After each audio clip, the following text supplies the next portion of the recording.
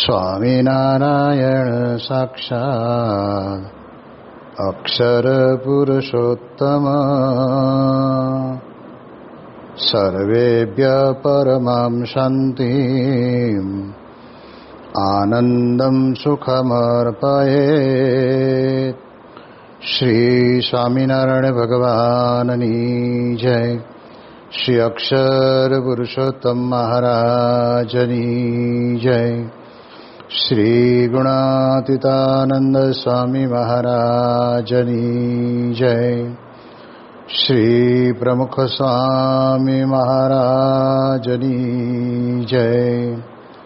શ્રી મહંત સ્વામી મહારાજની જય.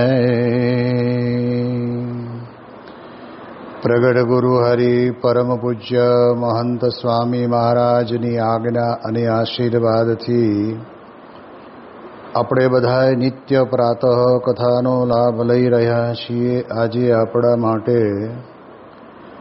માર્ચ મહિનાની 27મી તારીખ અને બુધવારનો મહાપવિત્ર દિવસ છે અને 1198મી સભા થાય છે. અને કહત હૈ સહજાનંદ એ વિષય ઉપર 849મો દિવસ થાય છે. બ્રહ્મ સ્વરૂપ ભગતજી મહારાજના 3 દિવસના ભગતજી મહિમાના પર્વને માણ્યા પછી પુનઃ આપણે પાછા ગરડા પ્રથમ પ્રકરણના 56ના વચનામૃતની અંદર પ્રવેશીએ છીએ. અધૂરી રહેલી કથા વાર્તાને આપણે આગળ લઈએ છીએ. મહારાજ પોતે એમ કહેવા માગે છે કે જ્યારે પોતાના હૃદયની સામે ભગવાનનો ભક્ત હોય એ તપાસીને જોવે ત્યારે જો લગારે માન આવતું હશે તો હૃદયમાં રહી જે ભગવાનની મૂર્તિ તેની નજર કરડી દેખાતી હશે.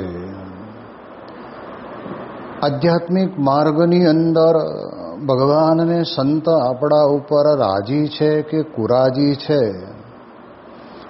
એ એમને આપણા માટે કહેવું પડતું નથી, પણ આપણે જ અંતરદ્રષ્ટિ કરીને જોઈએ તો આપણને ખબર પડે કે જો આપણા અંતરની અંદર માન આપણને આવતું હોય તો એના કારણે કરીને આપણે આપણા જીવનની અંદર આપણા હૃદય કમળને વિશે બિરાજમાન જે ભગવાનની મૂર્તિ તેની નજર કરડી દેખાય. ભગવાનની મૂર્તિ હૃદયમાં છે એવું તો પહેલાં આપણે બધાએ સ્વીકારવું જ પડશે.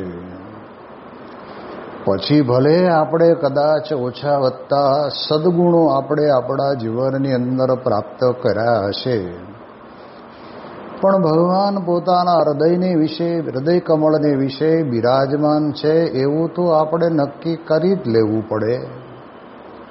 અને એવો વિચાર આપણા અંતરની અંદર હોય તો એના કારણે કરીને આપણા અંતરની અંદર જો આપણને નાનું મોટું માન આવતું હોય ને તો આપણો અંતરાત્મા કબૂલ કરે કે હું થોડું ઘણું પણ માન આવે છે અને એને રાખું છું. તો મારા હૃદય કમળને વિશે બિરાજમાન જે ભગવાન છે એ મૂર્તિની નજર સજ કરડી એટલે કહેવાય છે કે આપણા ઉપર કુરાજીપણાની ભાવના હોય. સત્સંગની અંદર જ્યારે આપણે ભગવાન અને સંતનો રાજીપો પ્રાપ્ત કરવો હોય ત્યારે આજ્ઞાએ કરીને સેવા પરિચર્યા કરીએ એમાં રાજીપો તો છે જ, પણ એમ કરતાં કરતાં પણ આપણને મનની અંદર એવું થોડું ઘણું પણ ટૂંકું માન આવે કે આટલા બધા સંતો બધા બાપાની જોડે રહે છે, ફરે છે, હરે છે, આટલા બધા હરિભક્તો સત્સંગમાં છે, પણ મારા જેવું નિર્માણી કોઈ નથી. અમને જે સેવા સોંપે ને તરત જ દોડીને હા બાપા કરીને આપણે કરી નાખીએ, બીજું કોઈ કરતું નથી. એવો એક વિચાર જ્યારે અંતરની અંદર આપણને પ્રાપ્ત થાય છે ત્યારે સમજી લેવાનું કે આપણા અંતરની અંદર ટૂંકું પણ માન છે. અને એના માનના કારણે કરીને ભગવાનને સંતની પ્રસન્નતા પ્રાપ્ત થવાને બદલે આપણને ઊંડે ઊંડે કંઈક ને કંઈક એવું અજુગતું લાગતું હોય કે જેના કારણે કરીને ભગવાનની નજર આપણા ઉપર અતિશય સીધી અને સાદી સરળ દ્રષ્ટિ નથી, પણ કરડી નજર. એટલે ભગવાન મારા ઉપર, હું આ કરું છું બધું, પણ રાજી હોય એવો મને અનુભવ થતો નથી. અને એટલા જ માટે થઈને આપણે પોતાના જીવનની અંદર આ જોવું. અને મહારાજ આગળ લખતા કહે છે કે અને જ્યારે નિર્માનીપણે વર્તતાતું હોય ત્યારે પોતાના હૃદયમાં રહી જે ભગવાનની મૂર્તિ, તેની દ્રષ્ટિ અતિ પ્રસન્ન જણાય. આ લક્ષણ તો ખરેખર આપણે જોઈએ તો તદ્ભાવને પામેલા અક્ષર બ્રહ્મ ગુણાતીત સ્વરૂપો, જેમ કે ભગતજી મહારાજ કે શાસ્ત્રીજી મહારાજ કે યોગીજી મહારાજ કે પછી પ્રમુખ સ્વામી મહારાજ કે મહંત સ્વામી મહારાજના જીવનની અંદર આપણે જોઈએ ત્યારે આપણને ખ્યાલ આવે. જેમ શાસ્ત્રીજી મહારાજને કોઈ મંદિરના મેળાની અંદરથી માર મારીને કાઢી મૂકેલા હતા, અને એ કાઢી મૂકનારને આપણા કોઈ નિષ્ઠાવાળા હરિભક્તોએ પોલીસમાં ફરિયાદ કરેલી, અને ફરિયાદના કારણે કરીને પોલીસ એમને પકડી ગયેલી. અને ત્યારે તે વખતે શાસ્ત્રીજી મહારાજને ખબર પડી કે આ હરિભક્તોએ આ પ્રમાણે પોલીસ ફરિયાદ કરી છે એ સારું નથી કર્યું. જે લોકોએ જે કર્યું એને મુબારક, પણ સ્વામિનારાયણ ભગવાનનું ભજન તો કરે છે ને, અને એને એવો વિચાર આવ્યો હશે તો આપણને એ પ્રમાણે સત્સંગની અંદર આવા પ્રસંગો ઊભા થાય ત્યારે આપણને માન પણ ન આવે અને અભિમાન પણ ન આવે, અને એવા ભક્તનો મહિમા સમજાય. અને જ્યારે શાસ્ત્રીજી મહારાજ પાસે આવી આ વાત આવી ત્યારે શાસ્ત્રી મહારાજે કહ્યું કે તમે જ્યાં સુધી કહેવાય છે કે અમને જેલની અંદરથી નહીં છોડો ત્યાં સુધી હું ભોજન નહીં કરું. કારણ કે એણે જે કર્યું તે એને મુબારક, એમાં આપણે એનો બદલો લેવાનો ન હોય. આવી પ્રકારનું નિર્માનીપણું. નહીંતર સ્વામી કહે છે ને કે જેના રૂવાડે અનંત કોટી બ્રહ્માંડ ઉડતા ફરતા હોય એવા ધામરૂપ અક્ષર બ્રહ્મ ગુણાતીત સત્પુરુષ એ ધારે તો બધું જ કરી શકે, પણ તેમ છતાંય જેમ દુર્વાસા મુનિએ પોતાના જીવનની અંદર અમરીશ રાજાને પારણું કરવા માટે ત્યાં ગયા, અને ત્યારે તે વખતે જાણી લીધું અને તો ભોજન કરી લીધું છે, અને ત્યારે આક્રોશમાં આવીને જટા પછાડીને કૃત્યા ઉત્પન્ન કરી કે તું અમરીશનું માથું ઉડાડી દે. ત્યારે આપણે વિચાર કરવાનો કે એક બાજુ સંસાર છોડીને સાધુ થયેલા છે અને બીજી બાજુ રાજ્યમાં રહેલા રાજા છે, પણ પોતાના અંતરની અંદર નિર્દોષ ભાવ કોઈ પણ પ્રકારની તપશ્ચર્યા કરતા હોય એનો એમને લેશ માત્ર અહંકાર નહોતો. એવા અમરીશ રાજા પોતે ત્યાં આગળ ઊભા છે, અને ત્યારે ભગવાન તો એની રક્ષામાં સુદર્શન ચક્ર મૂકેલું હતું. એટલે સુદર્શન ચક્ર ફરતો ફરતો ગયું, કૃત્યાનું તો માથું ઉડાડ્યું. એમાં અમરીશ રાજાએ કંઈ ઓર્ડર કરેલો નહોતો, કારણ કે ભગવાન પોતે સ્વયં પોતાના અત્યંત હૃદય સમાન એવા જે પરમ ભક્ત હોય એનો અપરાધ જો કોઈ કરે તો પછી એના રક્ષણની અંદર મૂકેલું શસ્ત્ર છે એ પોતે ત્યાં આગળ કૃત્યાનું માથું ઉડાડે છે. અહીંયા વાંક અમરીશ રાજાનો નથી. એટલે તેમ છતાં પણ એમ દુર્વાસા પોતે પછી આપણે જાણીએ છીએ કે બધે ફરીને પાછા આવ્યા અને ત્યારે કહ્યું કે અહમ ભક્ત પરાધીનો. ભગવાને પોતે કહ્યું તે હે દુર્વાસા, હું તો ભક્તની પાસે પરાધીન છું. મારું આપેલું સુદર્શન ચક્ર, મારું મૂકેલું મારાથી પાછું ન વળે. તમે ત્યાં જાઓ અને માફી માગો તો મળે. ત્યારે આપણને ખ્યાલ આવે કે સાધુ હોય છતાં પણ કહેવાય છે કે અંતરની અંદર જો નિર્માણીપણું હોય તો એ શાસ્ત્રીજી મહારાજ પોતે કહે છે કે તમે જ્યાં સુધી નહીં છોડાવો ત્યાં સુધી ભોજન નહીં કરું.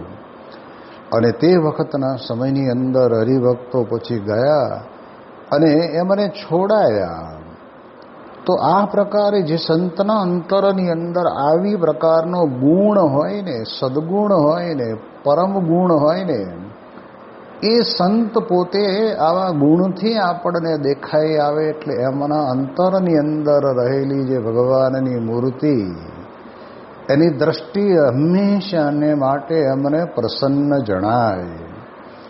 વાસ્તવિક સત્સંગની અંદર આવ્યા પછી આપણે આટલું જ કરવાનું છે. જો આ કર્યું હશે ને તો આપણે આપણા જીવનની અંદર સ્વામી કે ગમે તેટલા વર્ષો વીતી જાય, અથવા તો કઈ આજકાલના નવા આવેલા હોય એ નવા ભક્તો એને વિશે પણ આપણને ખૂબ મોટો દિવ્ય ગુણ દેખાય, ત્યારે આપણે સમજવાનું કે આપણા જીવનની અંદર આપણે કંઈક ધીરે ધીરે કરતા આગળ ગયા છીએ. એટલે ચોખ્ખી વાત છે, દરેક સત્પુરુષો આપણને કહે છે કે ભગવાન અને સંત આપણા ઉપર રાજી છે. એનું પરિમાણ શું? તો કહે છે કે આપણો અંતરાત્મા કબૂલ કરે કે હું ખોટું તો કરતો નથી ને. એટલે ખોટું એટલે બધી જ પ્રકારની બાબત આવી જાય એની અંદર. આ વચનામૃતના આધાર પ્રમાણે મારામાં કોઈ પણ પ્રકારનું માનતો નથી ને, અને હું નિર્માનીપણે વર્તું છું, અને આવું મારા જેવો બીજો કોઈ નિર્માની નથી એવો વિચાર પણ આવતો નથી ને. એ પ્રમાણે જ્યારે વર્તતા હોય ત્યારે આપણે જાણીએ એ પ્રમાણે કહેવાય છે કે એમાં રહેલી ભગવાનની જે મૂર્તિ છે એ એની નજર એ સંત ઉપર દિવ્ય જણાય. જેમ આપણે જાણીએ છીએ કે જેમ અચાડાના નારાયણધરા ઉપર યોગીજી મહારાજને અમાસના ઉત્સવ પ્રસંગે ઘણી બધી પ્રકારનું અપમાન કર્યું. સ્વામી પોતે જાણતા હતા, ગાળો બોલ્યા, પથ્થરો અને કાંકરાઓ માર્યા, કાઢી મૂક્યા. મને એના એ જ સંતને જ્યારે વરસાદની હેલી જામેલી હતી અને આવવાવાળું કોઈ નહોતું ને, ત્યારે આપણા મંદિરના ગાડાની અંદર બેસીને કે પછી પ્રમાણે મંદિરે આવ્યા ત્યારે દરવાજો હનુમાનજી મંદિરનો બંધ હતો અને આપણો ખુલ્લો હતો. અને ત્યારે સંતો આવ્યા ત્યારે યોગીજી મહારાજ પોતે એ સંતોને જોવે એટલે ખબર તો પડે જ ને કે ભાઈ આ લોકો જ મને મારનારા હતા. પણ યોગીજી મહારાજે અમને સૂકા વસ્ત્રો આપ્યા, ભીના વસ્ત્રો નીચોવીને સૂકવી દીધા. રાત્રે થોડું કંઈ જમાડ્યા, પૂરી, શાક, અથાણું, મગજ, અને સવારે પણ નાસ્તો પણ કરાવીને સંતોને પગે લાગીને કહ્યું કે સ્વામી આપને ક્યાં જવું છે? તો કે અમારે કાર્યાણી જવું છે. અને ત્યારે તે વખતે યોગીજી મહારાજ પોતે અચાડાના પ્રસંગને લેશ માત્ર યાદ કરતા નથી, અને એમને ખબર જ હતી. તેમ છતાં પણ એકો બાંધી આપ્યો અને કાર્યાણી જવા માટેની વ્યવસ્થા કરી આપી. ત્યારે જે જનાર સંત દ્વેષીઓ હતા એ લોકોને મનમાં એમ થયું કે આ સાધુ કઈ પ્રકારના, આમ કહીએ ને કે ઘણી વખત એવું લાગે કે ગાંડો માણસ હોય તો આપણને ઓળખતો ન હોય તો ભૂલી ગયો હોય, એવું નથી. યોગીજી મહારાજ આપણને ભલા ભલા કદાચ દેખાતા હોય એની ના નથી, પણ જાણે તો બધું જ, કારણ કે તો અક્ષર બ્રહ્મ હતા. પણ એ અક્ષર બ્રહ્મનું ગુણ જ એવો છે કે ગમે તેટલી પ્રકારનો અપરાધ કર્યો હોય તો એ અપરાધને પણ માફ કરી દે.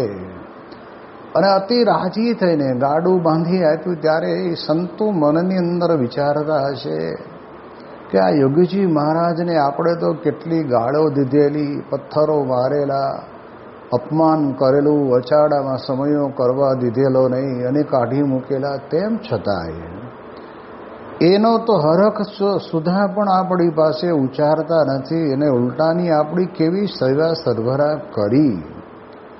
ત્યારે અહીંયા આવું જ્યારે આપણાથી બને ને તો સમજવું કે ભગવાનની મૂર્તિ આપણા અંતરમાં બિરાજમાન તો છે જ, પણ એની દ્રષ્ટિ છે એ અતિશય પ્રસન્ન જણાય અને ત્યારે યોગી બાપાને આનંદ આવે.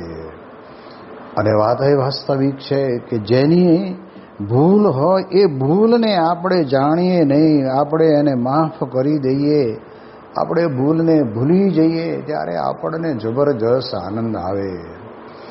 જેમ સંતો કહે છે ને કે લેનારનો હાથ નીચે હોય ને આપનારનો હાથ ઊંચે હોય, એમ સદગુણી પુરુષોના જીવનની અંદર એનો મોટામાં મોટો સદગુણ જો કોઈ હોય તો ગમે તેવી સામી વ્યક્તિએ ભૂલ કરી હોય, અપરાધ કર્યો હોય, મારપીટ કરી હોય, તો પણ ગુણ લઈને એને ભૂલી જઈને ક્યારેય યાદ ન કરાવે. યોગીજી મહારાજે તે વખતે સારંગપુરની અંદર યોગીજી મહારાજને કહેવું હોત તો કે ભાઈ તમે લોકો અમને તો અચાડામાં સમયો કરવા નહોતો દીધો અને અહીં શું હાલ્યા આવ્યા છો, એવું તો બોલ્યા જ નથી. પણ સ્વામિનારાયણના સાધુ છે ને, અને એટલે જ કે છે કે આપણે એની સેવા સરભરા કરવી. એટલે ભગવાનની મૂર્તિ યોગી મહારાજનું તો આમ જેને કહેવાય ને કે સાક્ષાત ભગવાનનું સ્વરૂપ અને ગુણાતીત પુરુષ હતા. એટલે એમને તો અંતરની અંદર આનંદ આવે. અને એટલે જ મુંબઈની અંદર એક વખત અખંડાનંદ સસ્તુ સાહિત્યના તંત્રીને લેખક હતા. એમણે પૂછે યોગીજી મહારાજને પ્રશ્ન પૂછ્યો કે બાપા તમને આટલો બધો આનંદ શેનો આવે છે? અમે તો અખંડાનંદ નામનું ત્રિમાસિક સાહિત્ય જેને મેગેઝિનને અમે છપાવીએ છીએ. અમે જ્યારે ભણતા ત્યારે તે વખતે અમારી સ્કૂલની અંદર 3 મહિને એક મેગેઝિન એનું આવતું અને અમે એના પાના જોતા. તે વખતે તો કંઈ આપણને કંઈ વિચાર વાંચવાનો વિચાર તો નહોતો આવતો, પણ પાનાની અંદર ક્યાંક એવા ચિત્ર હોય તો જોતા. એ અખંડાનંદ સસ્તુ સાહિત્યના જે તંત્રીને લેખક જેને કહેવાય, એમણે યોગી મહારાજને પ્રશ્ન પૂછ્યો કે બાપા તમને સદાયને માટે અમે હસતા જોઈએ છીએ, એનું કારણ શું? આટલો બધો આનંદ શેનો છે? આપણે ઘણી વખત 2-5 મિત્રો ભેગા થયા હોય અને એકબીજાની આપણે ઉડાડતા હોય, કહેતા ફિલ્મ ઉતારતા હોય, ત્યારે આપણે એટલા બધા હસીએ તો દુનિયાને તેમ લાગે કે હો આ કેટલા બધા આનંદમાં છે. પણ કોકની ઠઠ્ઠા મશ્કરી કરીએ છીએ અને એમાં આપણે એનો હાસ્યનો આનંદ લઈએ છીએ. વાસ્તવિક એ આનંદ આપણો પોતાનો છે જ નહીં, બ્રહ્મનો આનંદ નથી. જ્યારે અહીંયા તો યોગીજી મહારાજના જીવનની અંદર તો અખંડ બ્રહ્મનો આનંદ. કોઈ ગમે તે કરી જાય, કહી જાય, બોલી જાય તો એ બાપા સદાય હસતા ને હસતા રહેતા.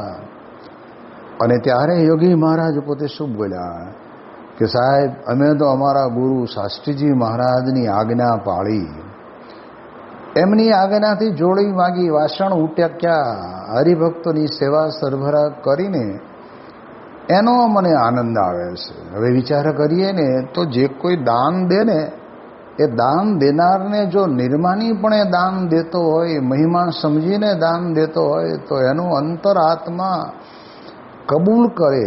એના અંતરાત્મામાં રહેલી ભગવાનની મૂર્તિ દિવ્ય દ્રષ્ટિવાળી એના પર દ્રષ્ટિ કરે અને એમ થાય કે બિચારો આપણે તો 3 ટાઈમ જમી છીએ પણ આને 1 ટાઈમ જમવાનું ઠેકાણું નથી ને આપણે આપ્યું તો આપણી સેવા સ્વીકારીએ, આપણા મોટા ભાગ્ય. એમ દેનારને પોતાને અંતરમાં આનંદ આવે ને એમ આવી મહિમાની દ્રષ્ટિ રાખનાર સત્પુરુષને પોતાના અંતરમાં એવો જબરદસ્ત આનંદ આવે. જેમ આપણે જાણીએ છીએ કે જ્યારે આપણે બધાએ કેટલ કેમ્પ કર્યા ત્યારે એક ગામની અંદર સભા થયેલી ને સભા ન કરવા દેવા માટે ત્યાં ઘણા બધા વિરોધીઓએ વિરોધ કરેલો. અને જ્યારે દુષ્કાળ આવ્યો ત્યારે કેટલ કેમ્પની અંદર પશુઓની નોંધણી થતી હતી કે આપણે 8-8 મહિના સુધી એના પશુને સાચવવાના છીએ. તો વિરોધ કરવાવાળા હતા એનાય નામ અંદર લખાયેલા હતા. ઓલા લોકોએ કહ્યું કે અમારા ભાઈ આ પ્રમાણે પશુ છે, અમારાય નામ લખો.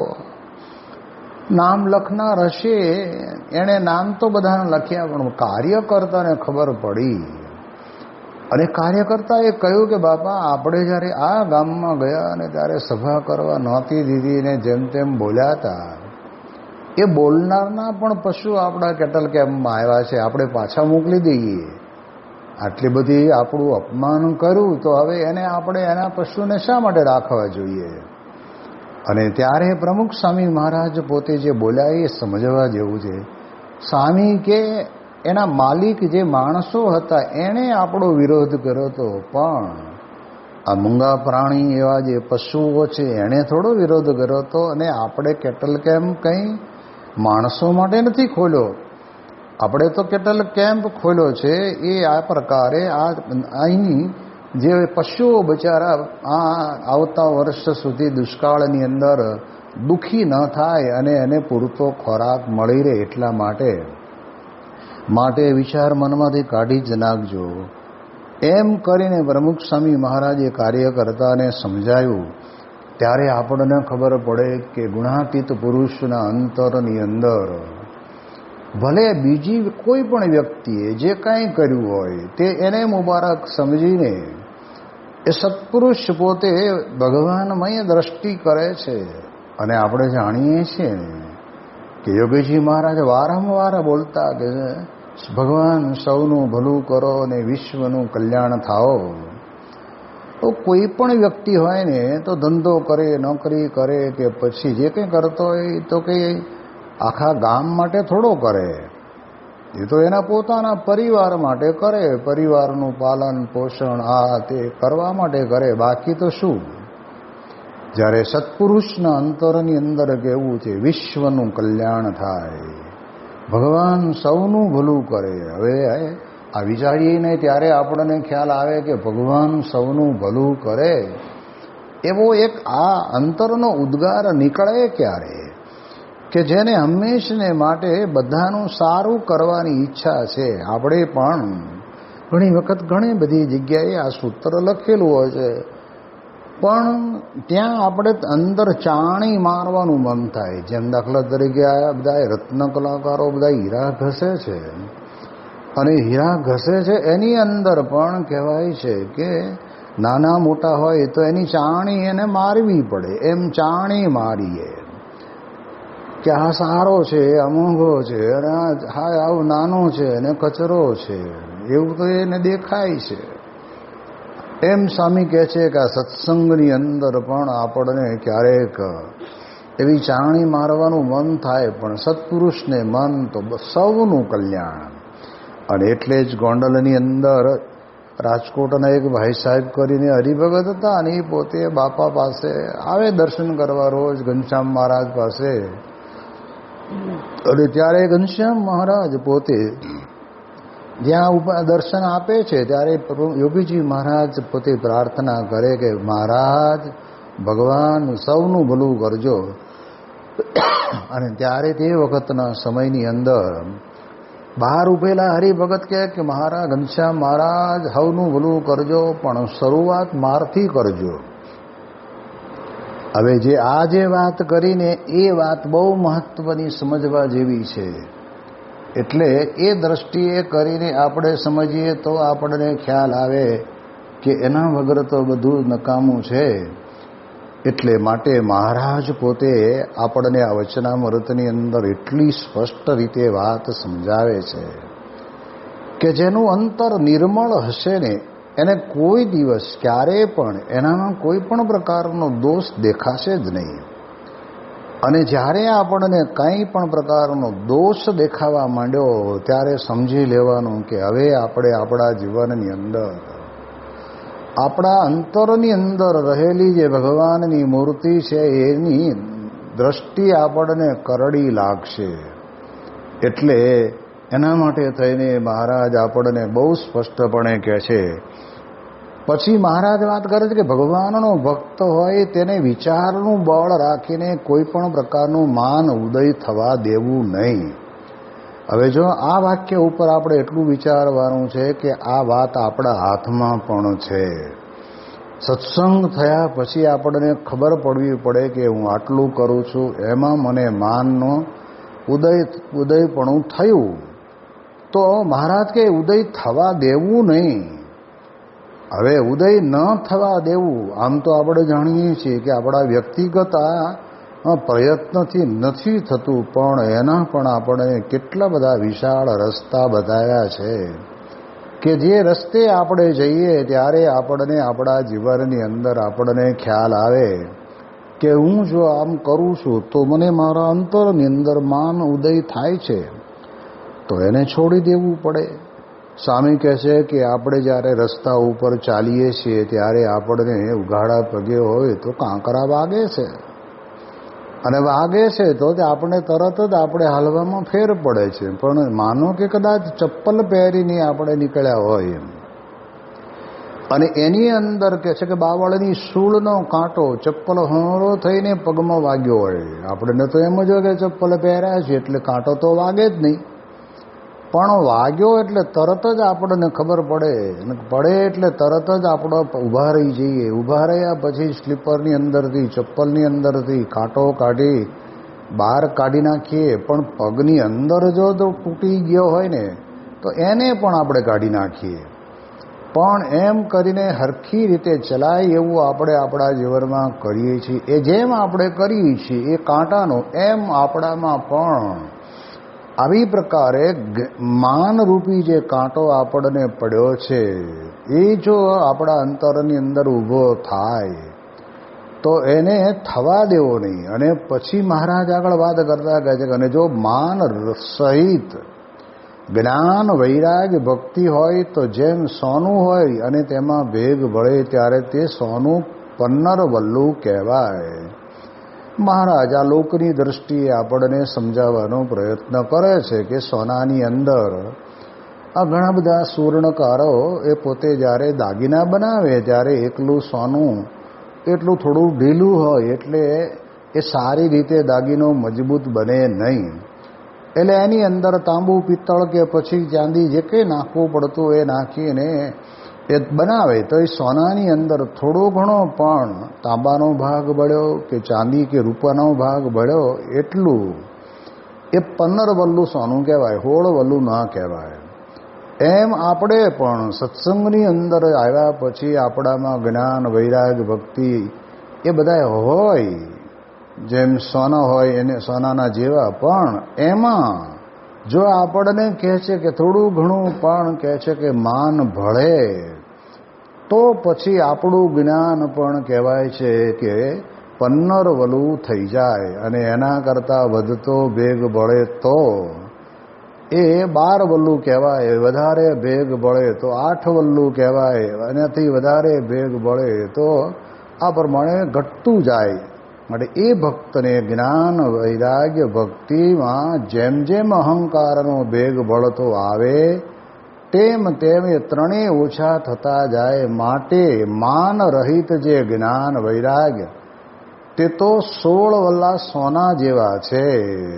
આ કેટલી અદ્ભુત વાત મહારાજે આપણને કરે છે કે માન રહિત, માન વગરનું કહેવાય છે કે જે કંઈ આપણું પોતાનું જીવન છે, આપણું પોતાનું આધ્યાત્મિક જ્ઞાન છે, આપણી પોતાની દૈહિક પરિસ્થિતિ છે, એ બધું જ કહે છે કે માન વગરનું હોય તો 16 વલ્લા સોના જેવું. અને સ્વામી કહે છે ને કે 16 વલ્લા સોનાને જ્યારે બજારમાં વેચો ત્યારે એનો 16 વલ્લાનો જ ભાવ આવે, એમાં ભાવ ઘટે નહીં. પણ 15 આનાની કે 12 આની કે 8 આની થયું હોય તો એનો એ પ્રમાણે ભાવ આવે. તો ધાતુ છે એને વેચે. એટલે જ્યારે આ તો એક દ્રષ્ટાંત આપીને મહારાજ આપણને કહેવા માગે છે કે આપણે આપણા જીવનની અંદર કોઈ પણ પ્રકારનું માન તો આપણે આવવા દેવું જ નહીં. અને નિર્માની થઈને ભગવાનના ભક્ત બનીને આપણે આપણા જીવનની અંદર ભક્તિ કરવી એવું ભગવાન સ્વામિનારાયણનો પોતાનો રદગદ અભિપ્રાય અને રુચિ આપણને સમજાવે છે. એટલે એ દ્રષ્ટિએ કરીને જીવનની અંદર આપણે આ બધી જ બાબતમાં ખૂબ જાણપણું રાખીએ. મહારાજ આ વચનામૃતની અંદર આધ્યાત્મિકતાની તો જબરજસ્ત વાત કરે જ છે. જે જીવન જીવતા જીવતા આપણે જે કરવાનું છે એ વાત આપણને સમજાવે છે. તો પછી હવે શા માટે આમાં આપણે બરાબર ધ્યાન ન આપવું, એટલે આપતા જ રહેવું પડે. જેમ કહેવાય છે ને કે રોડ ઉપર બહુ ભયંકર વળાંક આવે ને ત્યાં આગળ બોર્ડ મારેલું જ હોય છે કે ધીરે ચલીએ આગે દુર્ઘટના હૈ. ને આપણે ફૂલ સ્પીડમાં જાઓ તો 2 ગલોટિયા ખાઈને પડો ઊંડી ખાણમાં. એમ અહીંયા મહારાજ કહે છે કે ભગવાનનો ભક્ત બન્યા પછી આપણે આ બધા સદગુણોની અંદર પણ કોઈ પણ પ્રકારનું માન રાખવું નહીં અને 16 વલ્લા સાનાના જેવી આપણા જીવનની અંદર ધર્મ જ્ઞાન વૈરાગ આદિ ભક્તિના સદગુણોને પ્રાપ્ત કરવા એની વિશેષ વાતો આપણે આવતીકાલે કરીશું. શ્રી સ્વામિનારાયણ ભગવાનની જય.